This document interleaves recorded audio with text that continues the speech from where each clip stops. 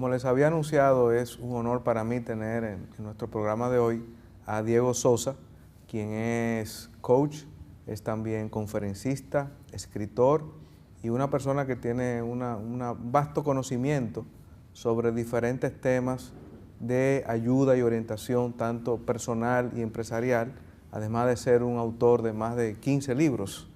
Y es un escritor habitual en diferentes publicaciones en nuestro país. Diego, gracias por corresponder con nuestra invitación. Gracias a ti por sentarme en este lugar donde has estado tanta gente importante, tantos líderes mundiales. Es para mí un honor y estar contigo naturalmente que también. Muchas gracias. Explícame cómo una persona como tú, que entiendo que eres ingeniero de formación, aunque vives en Alemania, pero ¿cómo es que hoy tú eres un conferencista, un coach de tanta reputación global y local en nuestro país? Yo siempre he dicho que la carrera tiene que ser un paso en la vida. Yo hice una carrera de ingeniería eléctrica, hice una carrera paralela, como quien dice, de seguros y reaseguros, donde me fui a Alemania la primera vez a hacer un curso de un año. Y luego me casé y me fui a vivir a Alemania y comencé a trabajar en una compañía de seguros de equipos electrónicos. Por mis conocimientos me llevaron a la parte de creación de productos y luego me mandan a abrir oficinas en Latinoamérica. Me tocó abrir la oficina de Argentina. Eso me hace más administrador, hago un MBA de 3 años y eso hace que sea más administrador. Paso de la parte de administración a la parte también de personas, abro luego la oficina de Brasil y entonces se conjuga todo en esos más de 10 años que estuve con la empresa Siemens de Alemania en un administrador que usó su parte de ingeniería para seguir creciendo. Ahora lo complemento todo con la parte de lo que es la psicología. Hoy en día yo digo que el gran plus mío, el gran advantage que tengo es que yo tengo la opción de ser ingeniero, o sea, buscar soluciones. El ingeniero no se puede poner a pensar quién me puso este problema, quién se inventó este problema, sino cómo encuentro la solución, de qué forma yo sigo hacia adelante. Tengo la parte de psicología que mira hacia atrás, de dónde vino el problema, y tengo la parte de administrador que crea los procesos. Interesante. Y como asegurador veo también el peligro en el futuro. ¿Y en qué momento te diste cuenta de que tenías esas capacidades? Es decir, yo sé que todo fue, eres ingeniero, tuviste una serie de misiones en el extranjero, me imagino que paralelamente estudiaste esas otras carreras. Entonces, ¿cuándo te diste cuenta de que tenías esta vocación? Cuando yo regreso al país en el 2001, me doy cuenta que tengo muchas cosas que a muchas personas le harían falta. Entonces decido independizarme y comenzar a pasarle a las personas, a capacitar personas en todas las cosas que yo había aprendido. Por eso puedo escribir, por eso puedo dar los cursos como parte de mi vida. Yo lo que trato de pasarle a la gente no es lo que leí en un libro, sino lo que yo apliqué a mi vida y cómo yo llevo mi vida. Por eso ves las revistas Estilos de Diario Libre que yo escribo todos los sábados, vas a ver que las cosas no son solamente de dinero, sino como todo relacionado con el dinero, porque es mi vida, es lo que yo aprendo, lo interiorizo y lo trabajo. En el caso en particular tuyo también se da una característica, es que aparte de ser un escritor que sobre esos temas que llaman poderosamente la atención, eres también conferencista. O sea, tiene la capacidad de poder articular, proyectar tus ideas ante auditorios. Y eso no todo el mundo lo puede hacer. No, yo no sé si eso viene innato o qué, pero desde chiquito recuerdo una gran amiga, Rosario Rodríguez, que me decía, el profe. Desde muy, muy jovencito me decían en el grupo el profe, porque yo tenía siempre esa actitud de enseñarle a los demás. Si era en el equipo de básquetbol, era el capitán y trataba de pasarle informaciones, o en el equipo de pelota era el capitán. Entonces, fue un poco desde muy joven esa parte. Cuando comencé a trabajar con la compañía en Alemania, me tocaba dar los cursos desde Alemania o luego en cada país, dar cursos de formación, porque vendíamos algo muy específico, que era seguro y reaseguro de equipo electrónico. Entonces había que formar la gente Y eso me llevó a grandes auditorios, me llevó como ejecutivo a tener que dar muchas charlas y por eso creo que conjugo cuando vengo aquí esa parte del conocimiento con la parte de pedagogía para hacer eso. Y naturalmente que lo escribo en mi libro Ventas, Retórica, Oratoria y Manejo del Lenguaje Corporal, de cómo uno puede usar todas estas capacidades para llevar el mensaje a las otras personas.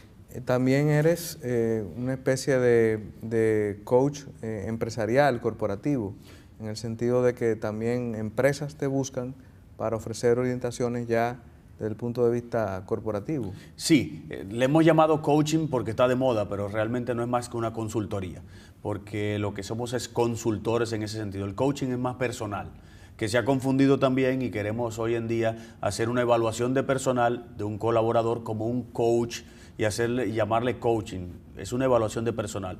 El coaching es algo que está entre lo que se llama psicología y asesoría.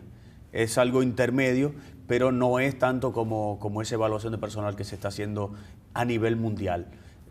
Bueno, en el marco de la realidad que vive el mundo hoy día, en donde los ciudadanos se someten a diferentes situaciones y el mundo, la verdad es que el mundo está convulsionado, hay tanto por influencias externas como por influencias internas.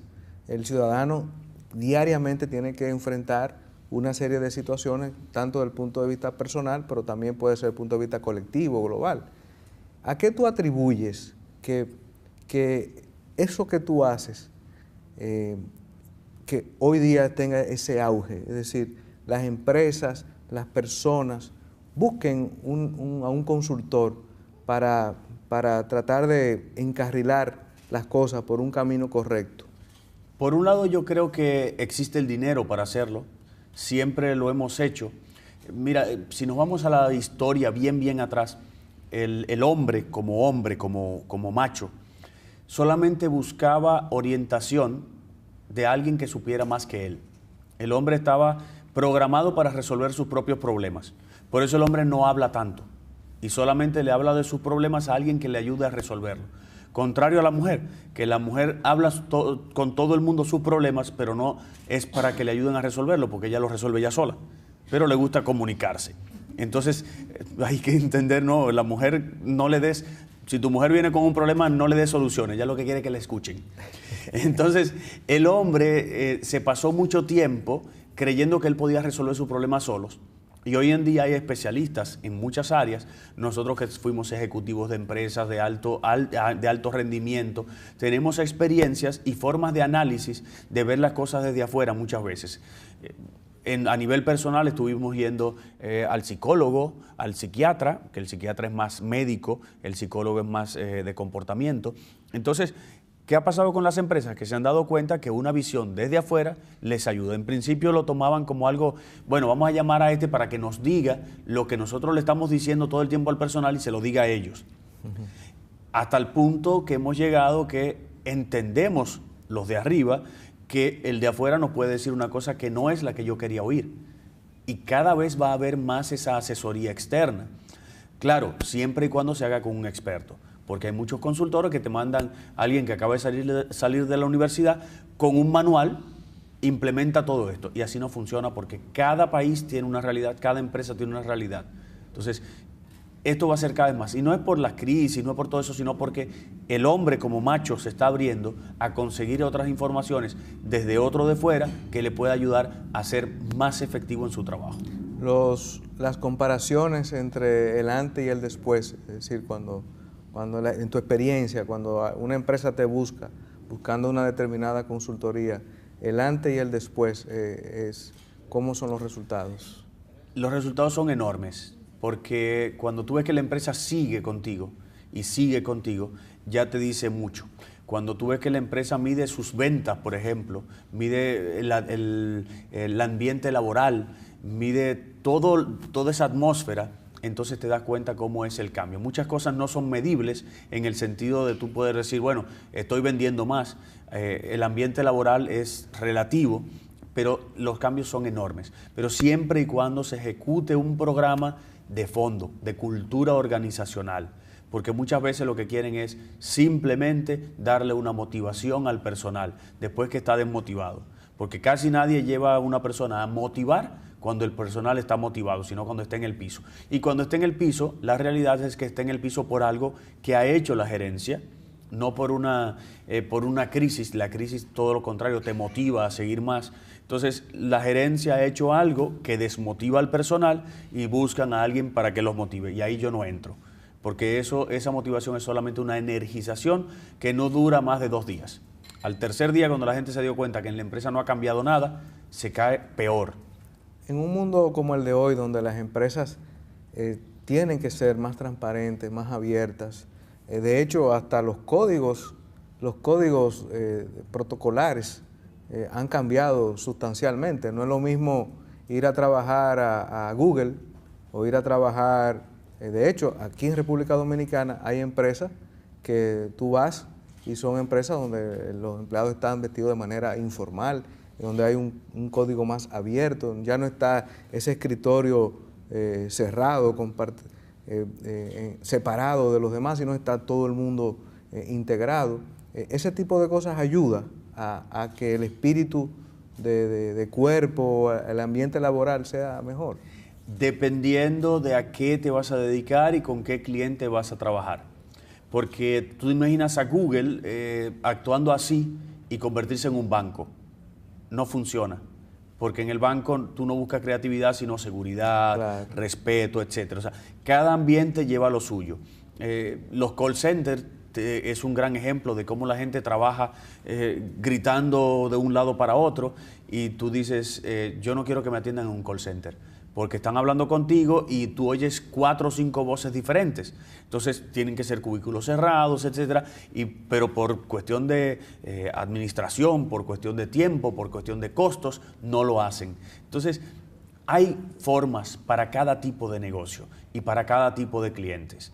Hay un cliente que prefiere que lo atiendan diciéndole tú, hay otro cliente que hay que decirle usted. En tu experiencia, la concepción empresarial dominicana ha ido cambiando de manera positiva aplicando estos métodos modernos. O sea, de aquel modelo familiar, cerrado, ya las empresas se han ido abriendo en el país. Sí, pero tenemos grandes inconvenientes todavía. Las empresas siguen siendo familiares.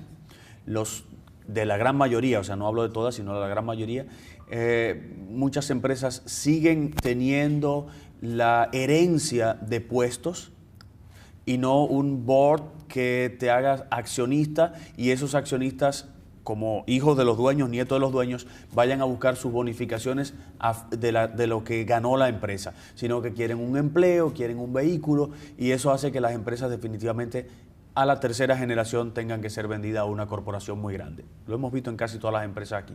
Entonces, hemos evolucionado, lamentablemente, no de acuerdo a lo que hay que evolucionar, sino de acuerdo a las prácticas que se han hecho en otros países, principalmente Estados Unidos. Entonces, muchas empresas están utilizando modelos que en Estados Unidos dieron resultado en los años 90.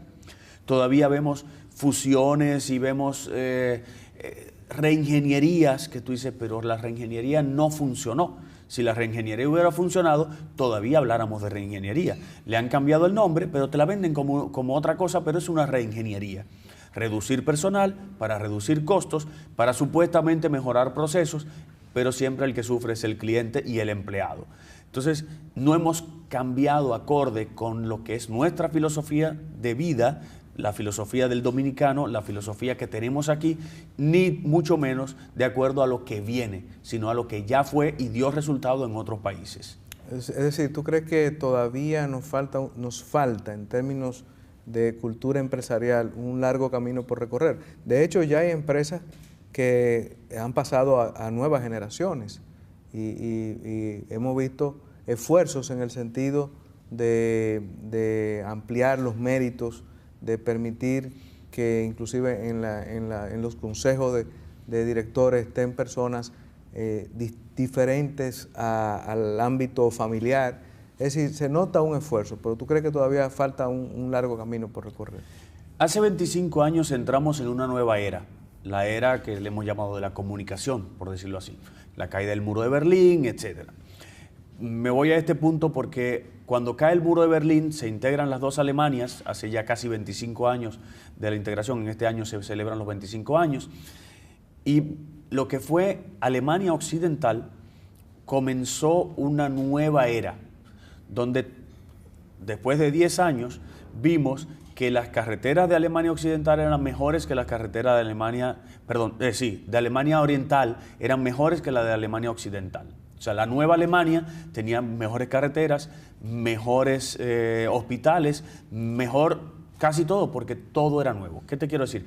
No necesitamos una evolución en nuestro empresariado, necesitamos un cambio. No hay que hacer la evolución, no hay que hacer lo que hicieron otros países. Hay que tomar lo que se tiene y construir sobre ello para lo que viene. No hay que hacer los pasos que hicieron otros. Exacto. O sea, Alemania Oriental, la nueva Alemania, no tenía que agarrar y decir, bueno, Alemania Occidental ya pasó por esto, hay que hacerlo. No, tomaron lo que había en el momento, lo mejor, los mejores equipos para los nuevos hospitales. No había que llevar los viejos que habían pasado los otros. Entonces, nuestro empresariado tiene que cambiar hacia un futuro, hacer lo que siempre hizo para llevar a la empresa hasta ahí. ¿Qué fue lo que hizo? Innovar hasta ese momento. Exacto. Ver hacia adelante. Y nosotros estamos viendo aún adelante, pero que es el atrás de otros países. Muy interesante, Diego. Vamos a hacer una pausa y al regreso vamos a seguir conversando con Diego Sosa ya sobre sus actividades como escritor y articulista en diferentes publicaciones que se leen en nuestro país.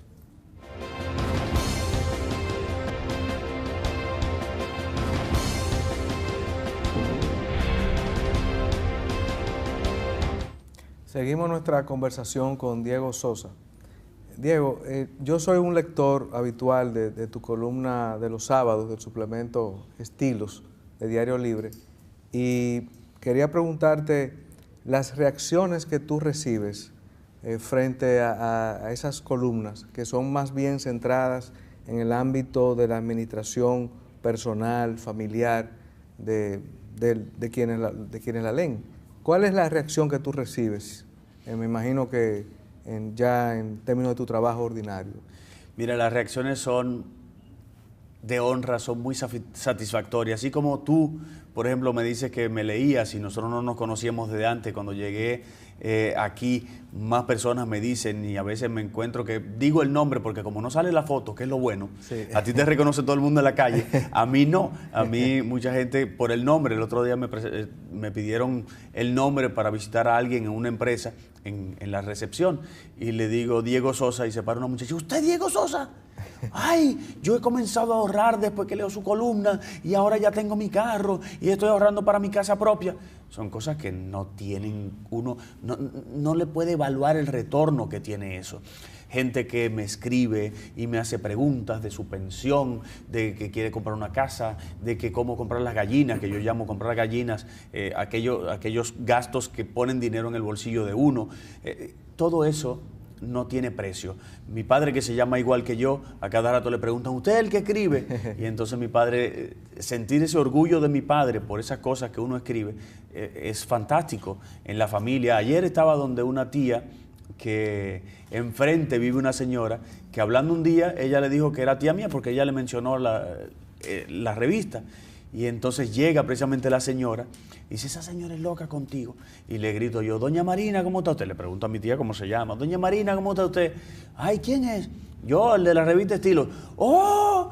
Usted no sabe lo que usted ha hecho conmigo. Imagínate, o sea, eso es una satisfacción que no tiene precio. Para el resto existe la tarjeta aquella. Tú sabes que el país ha vivido una etapa difícil en términos económicos. Te interrumpo, ¿y cuál ha sido fácil? No, tú vives en un país, en Alemania, que tiene otra cultura, de otro tipo de política económica, un país desarrollado. En el caso nuestro, hay muchos elementos que influyen en la economía dominicana, y ahí voy precisamente.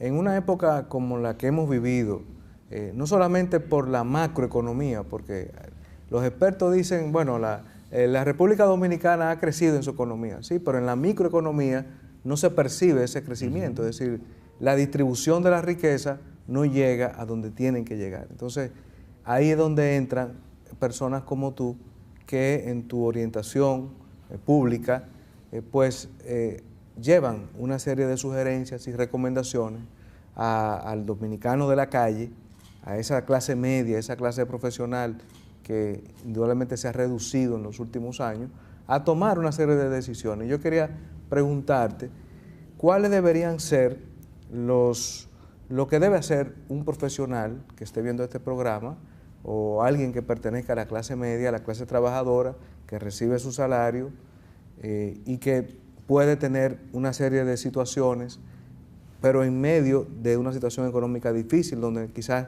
predecir lo que pueda pasar los próximos 6 o 7 meses es bastante complicado? Entonces, ¿qué se le puede decir a una persona en esas condiciones? Mira, yo tengo una disyuntiva muy interesante en mi vida. Yo trabajo el individuo. Yo trabajo el individuo porque me interesa que la persona no sea víctima, sino que sea protagonista de su propia vida. Pero por otro lado, sé que un país no se puede dejar en las manos de los individuos, porque para eso hay una clase dirigente. Hay un libro que se llama, tal vez tú lo has leído, se llama ¿Por qué los países fracasan? Si no lo has leído, te aconsejo que lo busques porque es el todo de un país. Es una teoría muy interesante, desarrollada, que necesitamos institucionalidad. Los países necesitan institucionalidad. ¿Y de dónde están los países, o sea, de dónde sacan los países que se hacen poderosos o que se hacen ricos o que tienen mejor distribución de la riqueza? De la institucionalidad. Claro. Entonces, por un lado tengo el individuo, que quiero que deje de ser víctima para ser protagonista, pero por otro lado tengo la realidad que en República Dominicana no hay institucionalidad. O sea, eso está abolido por el momento en la clase política, no tiene interés de que haya institucionalidad en el país. Entonces, el individuo necesita por sí solo, pero no quiero que sea individualista, quiero que sea comunidad. Quiero que tenga una manada que se proteja y que cada vez sea más grande esa manada para que nosotros dejemos esa envidia por los demás, ese individualismo, esa competencia desmedida, que si mi vecino compra un vehículo bueno, ya yo me siento mal y comienzo a criticarlo. Estará robando, eso fue que se pegó de un partido, eso es la droga. ¿Me doy a entender? Entonces, tengo esa disyuntiva de esas 3 variantes, de que yo quiero una persona que trabaje a él mismo, pero que trabaje con los demás, inteligencia emocional. Entonces, ¿qué yo necesito de ese individuo? Primero, que deje de ser víctima. Segundo, que suba su autoestima. Tercero, que viva su vida. Cuarto, que ayude a vivir a los demás. Son cosas muy importantes. Se pueden comprar mis 16 libros y leerlos tranquilamente, apaciblemente, pero definitivamente necesito que el individuo sea fuerte de por sí y deje de esa competencia. Pero necesito también que el individuo se empodere y le diga a los dirigentes políticos: óyeme, yo estoy dispuesto a votar por alguien que me diga a mí y que me presente a mí una opción de que realmente va a pensar en esa distribución de la riqueza, no distribuir el dinero que se gana uno en dádivas a otros, sino invertir ese dinero, motivar a las empresas a que inviertan. No motivarlas como motivan ahora, que se hace una gran empresa en un sitio, una gran empresa de esas de ventas de cosas en una ciudad y quiebran el resto. Entonces el dinero que se gana esa empresa se va hasta fuera del país, mientras que las otras empresitas que se quedaba todo el dinero ahí ya no dejan de existir. Esa empresa sí crea 200 empleos. ¿Y cuántos se destruyen? Claro. Entonces le damos incentivo a esa empresa para que se ponga ahí y destruya los otros empleos. Es mucho lo que sucede en el debate de la minería. El crecimiento económico que ha habido en el sector minero ha sido extraordinario, pero cuando uno lo contabiliza en términos de empleos y en términos de la productividad hacia la zona donde se producen, hay sus dificultades en ese sentido. Y al país completo, el Producto Interno Bruto que nos pintan que crece es irreal. Claro, precisamente porque las áreas donde deberían tener y fortalecerse empleo, como la industria, la agricultura, las patentes, realmente no se fortalece. Un país que no piensa en patentes, innovación. Innovación y tecnología, desarrollo e inversión. Esas son áreas fundamentales y tú lo has dicho, o sea, los países donde hay mayor institucionalidad son los países desarrollados. Definitivamente. Pero también son países que invierten en innovación y en tecnología. Y ese es un largo trecho que nos queda. Pero Tú has descrito muy bien desde el punto de vista de la institucionalidad. Ahora, estos son momentos en que una persona que, pongamos, que recibe una buena cantidad de honorarios por su trabajo, o recibe su salario, o en épocas de Navidad está el doble sueldo. Estos son momentos para estar con los pies en la tierra de manera que no se pueda gastar mucho en exceso, o ¿qué tú sugieres en estos casos? Mira, nosotros tenemos una disyuntiva muy interesante. Nosotros queremos medirnos como los Estados Unidos. Los Estados Unidos se miden por su consumo. El índice de consumo es lo más importante porque ellos tienen bajos impuestos para generar mucho en el país. Ellos compran lo de ellos principalmente. Ellos casi no exportan. Cuando viene el problema del dólar, a ellos no les importa mucho porque ellos casi no exportan.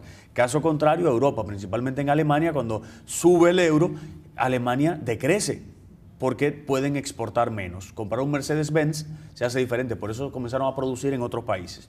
Entonces, se hace muy interesante ver esta parte. Nosotros pensamos que gastar es bueno porque eso es lo que hacen los norteamericanos, pero cuando nosotros gastamos, compramos lo de ellos. Generar lo nuestro aquí y gastar aquí sería lo bueno, pero nosotros estamos exportando nuestro dinero. A tal punto que tú lo ves, nosotros le damos concesiones a los peloteros para que traigan vehículos, en vez de darle concesiones para que traigan dinero. Sí. Estamos dándole concesiones para que dejen su dinero fuera. Es absurdo. El norteamericano tiene que pagar impuestos donde quiera que él viva. Tiene que pagar impuestos en su país. Entonces, nosotros necesitamos obligatoriamente pensar que nuestra cultura no debe ser de gasto ni de ahorro, sino realmente lo equilibrado de todo. Ahorrar una parte, prevenir para el futuro. Fíjate, nosotros tenemos las administradoras de fondos de pensiones que están recibiendo un 2.8, creo, % de nuestro salario. Además de lo que paga, además está lo que paga la empresa. Pero la gente cree que se va a poder retirar con un 2.8% de su salario. Pero es absurdo que después le echen la culpa a la administradora de fondos de pensiones porque no le alcanza la pensión. No le alcanza porque usted, en vez de ponerse a decir, yo voy a aportar más o voy el 10% de mi salario a ponerlo en una cuenta para convertirlo en ahorro, para convertirlo en capital, para después convertirlo en algún negocio o en un certificado de depósitos o en un bono del gobierno. No, yo lo que estoy pensando es en gastarlo. No, sin duda que lo que tú has señalado del fondo de pensiones y la seguridad social, la verdad es que en nuestro país urge una revisión del sistema porque todavía no está completamente funcionando. Y en segundo lugar, hay una duplicidad y triplicidad en distintas áreas es necesario modificar y unificar esos criterios. Sí, pero en el fondo de pensiones es una cuestión individual. Claro. A mí en Alemania no me obligan, me incentivan. Y ahí viene, bueno, podemos modificar las cosas para que se incentive un poco más, aunque hay una parte que tiene un incentivo de que tú no pagas impuestos. Y ya eso es una retribución enorme. Entonces, es individual. Por eso yo trabajo mucho en estos artículos, en todo lo que es individual. Es individual lo que tenemos que hacer. Diego, yo tengo aquí conmigo tu última obra. Última no, la más reciente. La más reciente. Sí. Van 15, ¿no? Este es el número 16. Se llama Tú eres la estrella. Segunda parte. Segunda parte. Fortalece tus 5 puntas. Brevemente, ¿cuáles son esas 5 puntas? Tiempo, dinero, emociones, relaciones y el cuerpo. Esas son las 5. Esas son las 5 puntas que yo trabajo. Hay otra punta o otro centro que yo no lo trabajo, que es el religioso, el espiritual. Cada quien que tome el camino que quiera o que tenga y llegue a la parte espiritual como quiera. Yo trabajo tiempo, emociones, relaciones, dinero y el cuerpo. Todo eso hay que mantenerlo equilibrado. Así mismo es. Y empieza el libro con una estrella que hay que pintar o que uno debe pintar para encontrar cuál de las puntas tú debes tratar de desarrollar primero porque tengas un déficit. Si es el dinero, si es el tiempo. Hay gente que se dedica a conseguir dinero pero no tiene tiempo. Hay gente que se dedica a producir dinero pero mata las relaciones. Entonces, si yo tengo un equilibrio es mucho mejor. No es que dejes de conseguir dinero, pero muchas veces sacrificar tiempo para conseguir dinero no te da una mejor vida. Diego, como vives en Alemania, estamos pasando al momento que estamos entrevistando, tu dirección de tu página web.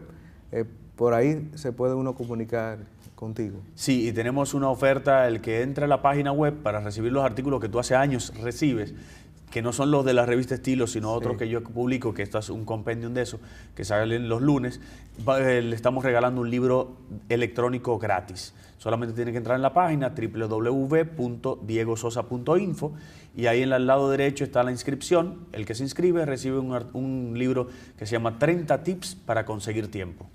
Muy bien, Diego, yo quiero darte las gracias por haber estado con nosotros, expresarte nuestro respeto y admiración y ojalá en el futuro cercano poder tener la ocasión de volver a pasar revistas. Solamente tienes que decirme, y cuando vuelva al país en alguno de los 3 viajes que tengo en el año, pasamos por acá, con muchísimo gusto. Muchas gracias. Gracias, y a Orlando. ustedes, amigos televidentes, será hasta la próxima entrega de Líderes.